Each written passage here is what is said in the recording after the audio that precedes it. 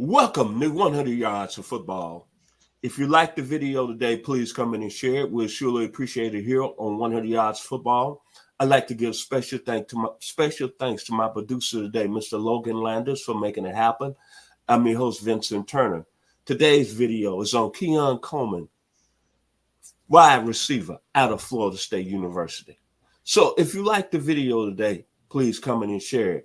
Joining me to talk about this outstanding talented receiver that played at Florida State this year will be a guy that I call the Phil Collins of the 2024 NFL Draft. The most talented guy out there covering the draft, Mr. Daniel Kelly, is coming to us live from Key West, Florida.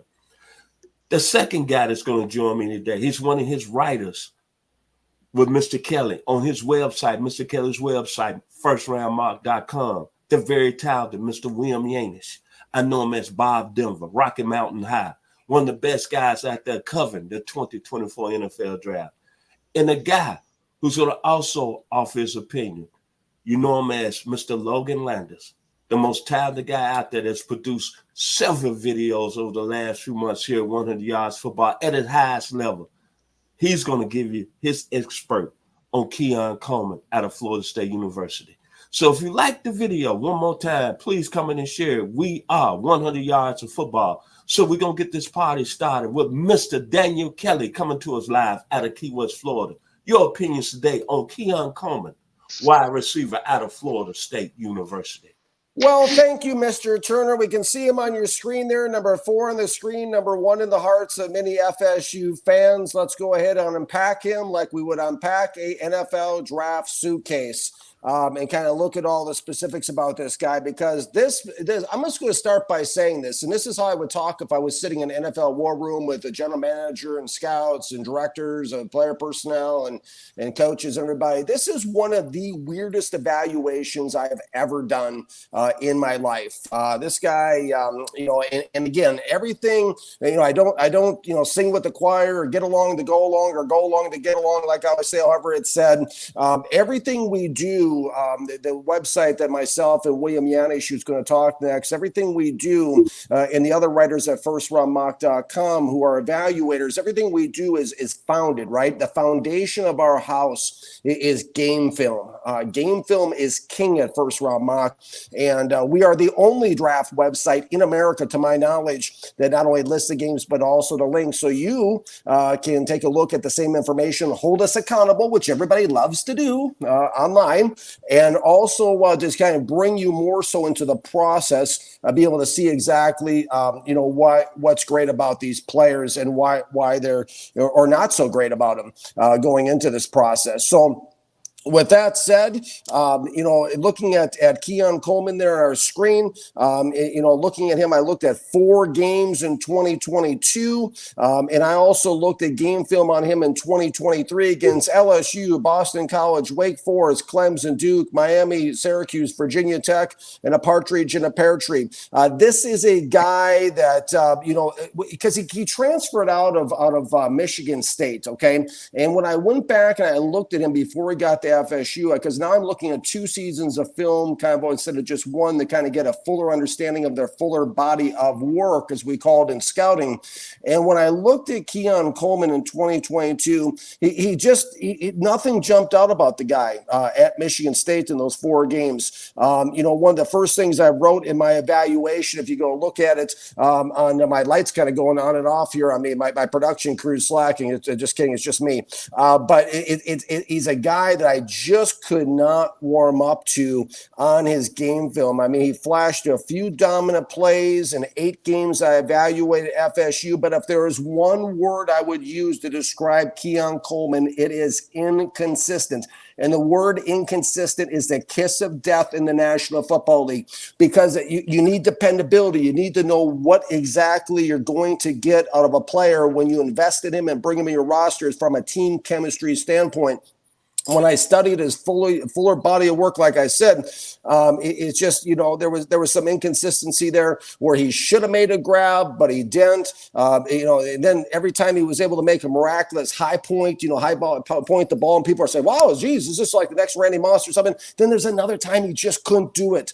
And that's why I would use that word inconsistent if I was sitting in pre-draft words. It's a terrible word in the NFL. It's almost like a swear word. Nothing gets a team beat faster than the word inconsistent, and that is Coleman. And nothing scares me more, guys, as an evaluator than someone who's inconsistent. First, kind of looking at some of the things, in his overall evaluation, he's a, the thing of it is he's a one-gear receiver who flashes, but again, he's inconsistent, questionable motor. Nothing scares me more than a guy with a questionable motor. It's like getting an old used car with a motor that doesn't work quite right. It's a guy that can line up in the slot, or he can go out wide. So he does offer that pre-snap versatility where you can move around from a schematic and alignment standpoint prior to the snap. Above average speed, but not a burner. And if you look to another indication, every piece of information in the scouting process is useful when it comes to the bigger puzzles. Every piece of information is like a piece to a puzzle. Okay. So when we look at Keon Coleman's puzzle per se, it's game film, yes, but also the stats help to confirm the game film. And when you look, guys, at his production log on ESPN, it looks more like a roller coaster. It's up and it's down. He also had a decreasing catch rate in production this season, which is kind of alarming for me. He played both in 12 games in 2022 and 2023. In 2022, he had 58 catches for 798 yards, 7 touchdowns, and 50 along with 51, but it dropped off to 50 receptions for 658 and a 13.2 average this year. Touchdowns didn't increase from 7 to 11, but everything else went down. And so there's and he just, that's just concerning to me, I guess you could say. And also, there's nothing really fancy about his route running. He's got an average release, average change of direction. He fights through corners for route leverage, and he's got instinctual ball skills, but he loses concentration. That's key. Turn up the volume. He loses concentration at times and just does not come through. He's more threatening, I think, in the short to intermediate route level. He excelled in bubble screens, wide receiver bubbles, and quick slants. He was inconsistent, high pointing the ball, like I mentioned. Go ahead and turn on the Clemson, Boston College, Wake Forest, and Miami games for more a deeper analysis there. You can see it with your own eyes, right on our website, firstroundmock.com. And he's got, there's just concerns from the neck up. He is a good punt returner. I do want to say that he is a good punt returner who finds daylight, and he does try as a blocker. But overall, he was just, it was just really, really concerning. Especially the drop in catch rate was also concerning to me. Each and every single season this year, these last 3 years, his catch rate has decreased. He went from 7 receptions on 9 targets, 78% catch rate in 2021. In 2022, 58 receptions on 93 targets, 62% catch rate. And then 2023, 50 catches on 90 targets, 56% catch rate. That's trending, but it's trending in the wrong direction. And I know, Mr. Yanish, I know from last year, you and I did a lot of pre-draft work together on Quentin Johnston, the big receiver that was taken by the Chargers, and out of TCU. And this was something that I really questioned, and I know we talked about offline, was this decrease in catch rate, decrease in production. Because bottom line, I think, when you look at these guys, the last thing you want to see is a downward trajectory heading into the 2024 NFL draft, or any draft for that matter. I'm going to turn it over to William Yanish, who's my colleague. I consider him a friend, and also I'm very fortunate to have an opportunity to have him write for FirstRoundMock.com, where he brings a lifetime of just background with the game, watching the game, playing the game, understanding the game, and he's written more more articles than anybody else on the site outside of myself, and I greatly respect his talent evaluation ability. So, William, with that said, I'm going to turn it over to you. But that's what I was kind of seeing from Keon Coleman, was just kind of like, there's a lot of things to like about him, but it's just like, it's like being at Best Buy or something, and you turn on that TV and it looks really nice, but it's just the picture, yeah. So I'll turn over to you on that. Oh yeah, and it's funny. I'm sitting over here making notes, and the thing that came up was Quentin Johnston, and I was just thinking about that, preparing for this program, here today, and watching the film, and I'm like, this is just like Quentin Johnston, I and I mean, back to that flow again, that I'm talking about with the player. I mean, this guy it's almost like he's trying to put on a show, like like Caleb Williams. He's got so many unnecessary movements, like he jumps when he doesn't have to, or it's almost like he's trying to put on a show, and that's one thing Caleb Williams does, and just seeing that though, and watching him at Michigan State, because he made Peyton Thorne look 100 times better than he really is.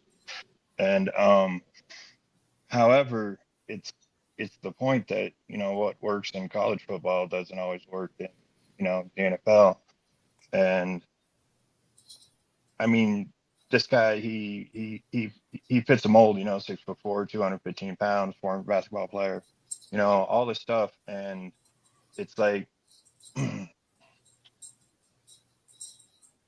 he's almost got that cocky sense to him, and I don't say that in a bad way. I like cockiness in a player, and so I say that with the fact that it's a point that he's going to be higher rated than he really should be, and can he play in the NFL? I mean, I'm sure he'll definitely get his opportunities, but what Quentin Johnston did with his last year, I mean, that really says a lot. So just being on the same plane with you, Candy, I figured that, like, as soon as you started talking, I'm like, oh man, we saw the same exact thing in this player. And that's because the game film doesn't lie, everybody. Yes, that is our unofficial motto. First round ball. The game film never lies, and I say that like twice a week at least. And I think that's about all there is to say about that. So I'll let Vincent take off here. And okay, Mr. Logan Landis, what's your opinion about Keon Coleman, wide receiver, Michigan State / Florida State University? Yes, sir. Thank you, Mr. Turner. And thing about Keon Coleman is, I think Daniel put it really good. You see those flashes that he's got, that great speed he has and tremendous catching ability. You see on the screen there, obviously. It's there, but like you said, it just you just missed out on something. I think that's why people are looking at him. And we already know this is already a stacked class this upcoming year for quarterbacks, wide receivers. It's tough to get in the first round this year. There's a lot of really good players, and I think Keon Coleman could be a guy who might slip to a later round, not super late, nothing crazy like that, but just because I don't know if teams are going to take that first and foremost, like we just mentioned in our previous video with Brock Bowers. That's someone you need to take in the first round if you want to change the team. Keon Coleman is a guy who has shown tremendous potential and had really good, solid plays at both the schools he was at. But coming into the NFL draft, I think that he has some areas for improvement, as you've mentioned, DK. Some of the route running he has, a little bit of the catching and whatnot. But I think that he's a guy who you maybe throw in your system and might not be wide receiver number one at year 1 or 2, but I think is someone who over time could gradually improve and get better at his craft each and every single year and end up being a solid football player. I think that he's got that in him. And I think overall, I think Keon Coleman's a good prospect. I do. But like you guys just said, I don't know if I would put that first round mock on him, looking at just already a super strong 2024 NFL draft. Mr. Football, Vincent Turner, what's your thoughts on Keon Coleman coming out of Florida State? Keon Coleman. I heard about the young man when he was in high school. He was a two-sport athlete down in Appaloosa, Louisiana. I'm a member of Phi Beta Sigma fraternity. My frat brother's from there, Carl Simeon, so I'm going to give him some love today. He told me about this young man was a high-level athlete. So Mr. Coleman goes to Michigan State. His game was, as y'all gentlemen say, may have been a little inconsistent, but I think about him going to Michigan State and all those great football players that played there, from Kirk Gibson, Bubba Smith, Brian Van Pelt, Jimmy Ray, George Webster, Kirk Cousins, and he held his own. Then he played 6 games on the Michigan State basketball team under the legendary coach, Tom Izzo. And then he goes to Florida State out of all the schools that you transferred to. And I listened to what you said, Mr. Yanish. You said Mr. Coleman might have a little cockiness, but I like that because he went to Florida State. And what are they known for? Prime time, Deion Sanders, Terrell Buckley, Derrick Brooks, Peter Warwick, Bobby Butler, Warwick Dunn. So they do that down there a little bit different if you don't like it. And all I can say is this.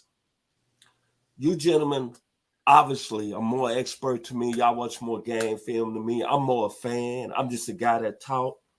But I like that size of Keon Coleman, 6'4", 215. And what I saw, I seen potential. I like his vertical jump. He made some catches this year. It puts me in the mind of Phi Slamma Jamma basketball, 83, Clyde the Glide, Michael Young, Akeem Olajuwon, Benny Elders. He got that vertical. And I'm waiting over the next couple of days to see what he jumps at the combine. Almost thinking it's going to be 38, 40 inches. Then I think about he's got that size. He got that length. I seen him sometimes this year create separation and be behind people. And then he's out of town. I brought his hometown up again, Appaloosas. And they produce stars down there because there's something in the water. Rob Milburn, Olympic gold medalist, 1972.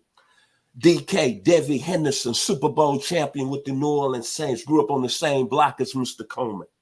Lloyd Mumford, another Super Bowl champion with the Miami Dolphins.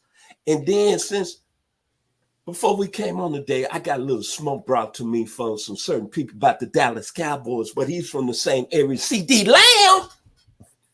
So when you look at Mr. Coleman, he might have a little more inconsistency to his game, but I look at that potential. And then I think about all the great receivers his size that came into this league with a little something about their game that some NFL scouts said that, hey, might be maybe some flaws. Go back to Otis Taylor, Prairie View University, Kansas City Chiefs. I think he ended up being a pretty good player. Kenny Burrow, that played with the Houston Oilers, about the same size as Mr. Coleman, maybe 2 inches taller. Mike Quick with the Philadelphia Eagles, who used to run away from people. Roy Green out of Henderson State, who played both ways with the St. Louis Cardinals / the Phoenix Cardinals. Got a little bit of Mr. Coleman game in him. Mr. Kelly, I think he's a more athletic, about the same size, more faster guy than Art Monk. Maybe not as polished as a route runner, but I think his skills are similar to Art Monk. Got a little bit of Eric Moles in him. Out of Mississippi State, the state of Mississippi, he went on and had some decent seasons with the Buffalo Bills. Then Mr. Kelly, I'm going to bring back another receiver that you bring up to me behind closed doors that you love. You don't tell a lot of people out there you like this dude, but he don't get his flowers. Al Toon with the New York Jets. And then David Williams that played at the University of Illinois. So Mr. Coleman, to me, has got all them skill sets. And I'm going to leave y'all with this. Mr. Yanish and Mr. Kelly, I love y'all. And y'all do this better than I do. And y'all talk about game film. But I got to get up from my chair, and I'm going to use this as my final words about Keon Coleman. First game against Florida State, national ranked game on ESPN. Number 3 Florida State going against number 4 LSU. I don't know Mr. Coleman had 3 touchdowns in that game, 9 receptions, 122 yards, and he was the best player on the field. Hallelujah. I love Keon Coleman. Back to you, Mr. Kelly, here on 100 Yards of Football. Well, Mr. Turner, I love your excitement. It gets me all jazzed up and ready to go as we head into this final segment. I tell you what, I'm ramped up. My kids always say, no, don't drink any coffee. Please don't. But, you know, it's interesting because I sit here and listen to you gentlemen talk, you know, about Keon Coleman, their number 4 on our screen, and you all make really interesting, intriguing points. And this is really what it's like to sit in an NFL draft room. Everybody kind of goes around the room in the pre-draft meetings, give their thoughts. They put on the tape, watch the film again, see what they think. Everybody kind of comes up, okay, where we go, put them on the board. And I keep hearing, you know, especially from you, William, you know, I keep hearing things, you know, I think you and I are kind of on the same page with the Quentin Johnston. That's just I can't get that out of my mind. It's kind of like when I close my eyes and I see RG3's catastrophic injury. When I think of Jaden Daniels, the same thing with this guy. I can't get that out of my mind with Quentin Johnston. And Quentin Johnston, people have backed off now, taken their takes and put them in the back file and hope nobody ever sees them in the NFL draft community. But you and I still know what people were saying about Quentin Johnston pre-draft. And they all thought this guy was first-round material up and down and everything else. And I remember, you know, me personally, I had a 3rd-round grade on him. And then, you know, pre-draft, and then Mr. Landers, you know, you talk about, you know, seeing that potential, and there's no question the potential is there. There's no question. I mean, he has the size at 6'4", 215 pounds. You know, he does flash these plays. I see him. I think we all see him for what's been said here today. You know, but there's something. The game is won or lost. The saying in scouting and football in NFL buildings. I worked in one. The saying is the game is won or lost from the neck up. Okay, everybody's big, everybody's fast, or big and fast. Everyone's got an agent. Well, most people, except for a couple I won't name. But you know, everybody has the diet, the work hard, the coaches sleep in the office, etc. The game is won or lost really from the neck up. And with that said, I can't help but to go back in closing to when I worked with Bill Parcells at the New York Jets. And he had these things called critical factors of scouting. And one of the critical facts of scouting that stuck with me all these years was this. And this is Bill Parcells' critical factors of scouting. Is football important to him? That was the big one. Okay, that was one of the 6 I think there was. And to me, when I answer, you know, when I answer that question, when I look at Keon Coleman, I say no. I don't think football is the most important thing to him. And how do I say that? Why do I say that? How could I possibly say that? Because if you research Keon Coleman online, you know, his first, he loved basketball more than football.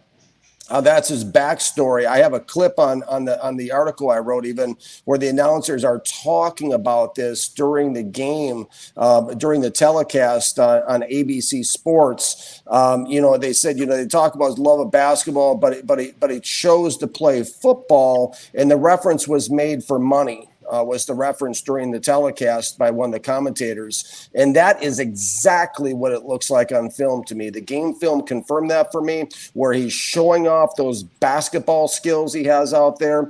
But really and truly, I think we're seeing the inconsistencies. I think we're seeing the lack of focus. I think we're seeing the lack, you know, the inconsistent concentration, dropping some of his shunt and everything, because I think there is that discrepancy in his mind. If I was at the NFL scouting combine or had a question, a chance to question Keon Coleman pre-draft in a room like they pull the players into, that would be the question I would really drill down on. If a general manager is watching this or somebody that knows a GM in the NFL, that's a question I'd really drill down on. My takeaway, my final thing, in conclusion, I have a 3rd-round grade on Keon Coleman because, to your point, Mr. Landers, I believe that I think that the 3rd round is a perfect round. It's a high-level developmental round pick where you're mid mitigating some of this risk. You don't take him first or second round. Once you need to get gamers, you take him third round. It doesn't hurt you as badly if he doesn't work out, but there's upside. And it's kind of that developmental pick where he comes in and he has to prove it in order to land a second contract outside of his rookie deal.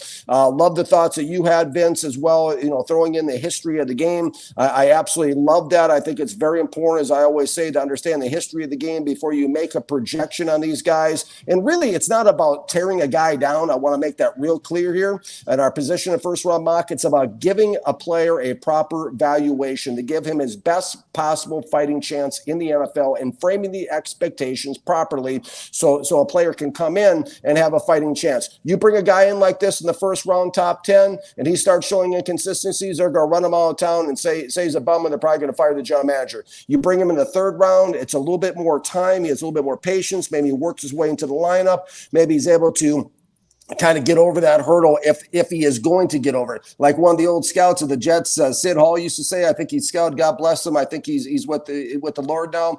But he used to say, when it comes to sleepers, he had Super Bowl rocks on his fingers from the Pittsburgh Steelers back in the day in the 70s. And they said, what do you think about sleepers, Sid? And he said, he goes, I just hope they wake up. And that's really what you hope here, is you hope a guy like this wakes up, because my final take on this guy is I believe Keon Coleman's career will be a slow fade pattern.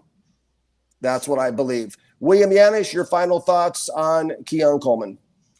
Potential is something that Rex Ryan once said is nothing but a fancy French word for you ain't done nothing yet. And well, he's got to go out there and prove it. He has to want it. And, I had a third on Quentin last year, just like you did. And, that's where I can see this guy fitting in, is about the same place. So that's what I have. Mr. Logan Landers. Yes, sir. My final thoughts on Keon Coleman is a guy who I think we're all talking about here, that if he gets maybe the right coach to light that fire, if he, puts a little bit more extra work in the gym perhaps and just buckles down, is someone who could be a really solid receiver. We see the flashes of brilliance. We see how good this guy is.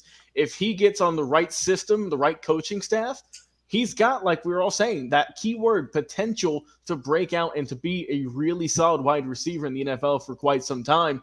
But right now, at the time of this recording, it remains to be seen. And I think he's a guy who's got really good build. As we mentioned, route run needs a little bit of improvement. But overall, I think that Keon Coleman's a solid receiver. And I'm excited to see where he's going to go in the NFL draft. Mr. Turner, your final thoughts. I'd like to say, first and foremost, I'd like to thank all the gentlemen. I love y'all comments today. Mr. Yanish, excellent information. DK, I love you, baby. Mr. Logan Landers, hey, man, always you brought the fire. My final thoughts on Keon Coleman. Let me throw Herman Moore in there, too, as a comparison, and Hartley Lee Dykes. When I think about Keon Coleman, I like the word what Mr. Yanish said, potential. And I love potential. Because when you go in this process and you're being drafted, there's going to be a lot of things said about you. So last night when I was up thinking about Keon Coleman, I think about Ken Allen. There was a third-round pick out of Cal that's had a pretty good career with the LA Chargers. Then I think about this young man came out of second round out of UTC, Chattanooga, 90 miles from where I'm living at here in Douglasville, Georgia. He was a basketball player too. Got drafted by Mr. William Yanish 49ers. And they were saying all these things about, but he ended up being a Hall of Fame. His name is T.O. Terrell Owens. Then I think about Drew Pearson. Since the day I've been revved on as a Cowboys fan. Drew came in as undrafted quarterback out of Tulsa. Everybody didn't think he was going to make it in the league, but he a Hall of Famer. Then I think about Charlie Joyner that played at Grambling. Oh, what they say about Charlie? Oh, he came from the SWAC. Oh, he kind of got a little inconsistent to his game. Got drafted by the Houston Oilers. Things didn't go over well with Houston, but he got out there with the young man out of the San Francisco area by the name of Dan Fouts and ended up having a Hall of Fame career. All I'm going to say about Keon Coleman, he's from Opelousas, Louisiana. There's something in the water. Anytime you're from an area that's got Rob Milburn, C.D. Lamb, Devin Henderson, I'm going to put my money on him. I could see him as a second-round pick, maybe, as y'all gentlemen say, third round, but I wouldn't be surprised if he have a pretty good career in the NFL. So if you like the video today, please come in and share. We surely appreciate it here on 100 Yards Football. Special thanks to my man, the Phil Collins of the 2024 NFL Draft, Mr. Daniel Kelly. To my man, the very talented Mr. William Yanish out of Denver, Colorado, Rocky Mountain High. And then to my man, Mr. Babyface Nelson, Mr. Logan Landers, Yellowstone in the house, Kevin Costa. We are 100 Yards of Football. Y'all be blessed here.